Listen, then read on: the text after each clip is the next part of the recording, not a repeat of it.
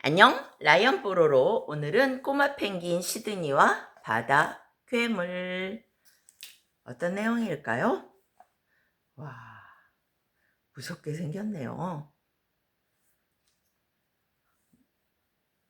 이빨이 거의 손톱 같아요.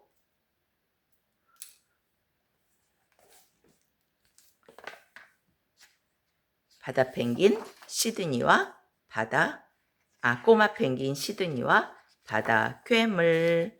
아득한 옛날 사람들은 작살과 곤봉을 들고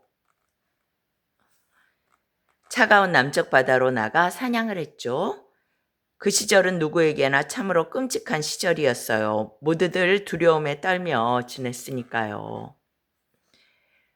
폭풍이 몰아치던 어느 날 물개잡이 배에서 이상한 상자 하나가 떨어졌어요. 하지만 아무도 알아채지 못했죠. 위험물이라고 써있네요. 좀 줄여야겠어요.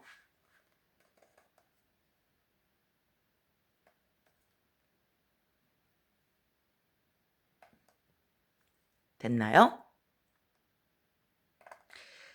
한편 바닷가에서는 꼬마 펭귄 시드니 때문에 모두들 걱정이 되어 마음을 졸이고 있었죠. 자, 이것이 시드니의 새해 발명품이랍니다.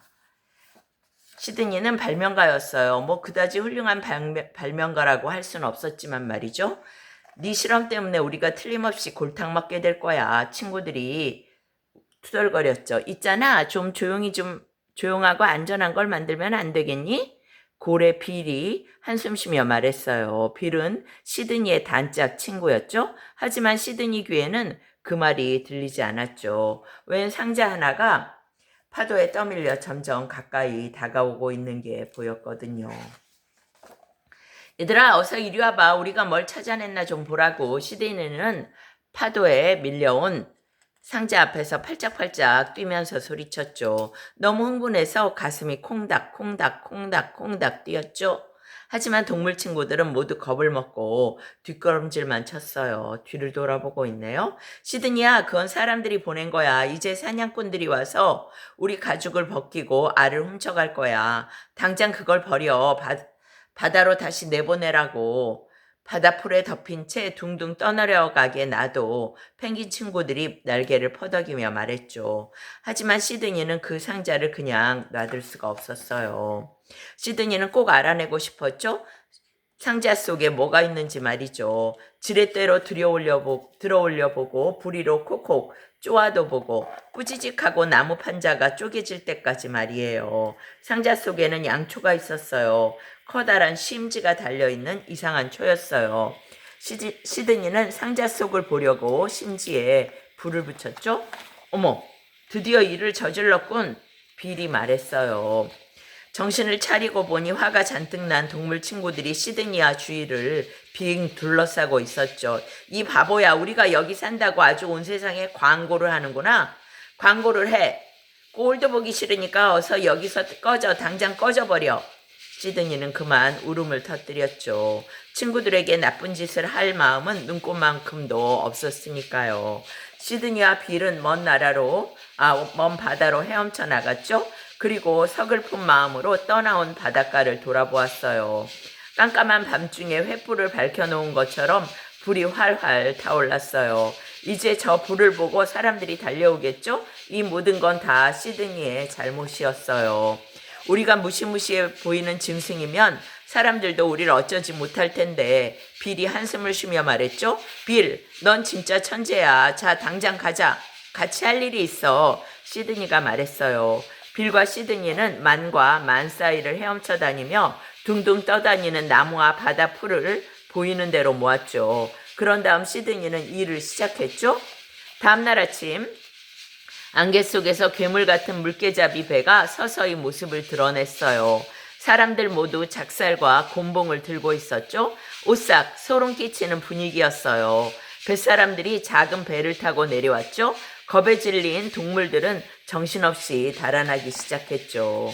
그때 갑자기 바다 저쪽에서 숨이 멎을 것처럼 무시무시한 괴물이 나타났어요. 아까 표지에 있던 그 괴물이로군요.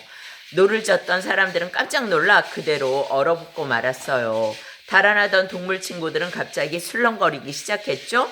처음 보는 이상한 괴물의 등 위에 작은 펭귄 한 마리가 숨어서 손잡이를 당기고 있는 모습이 보였거든요. 시드니야, 빌이다. 친구들이 너무나 기뻐서 소리를 질렀어요.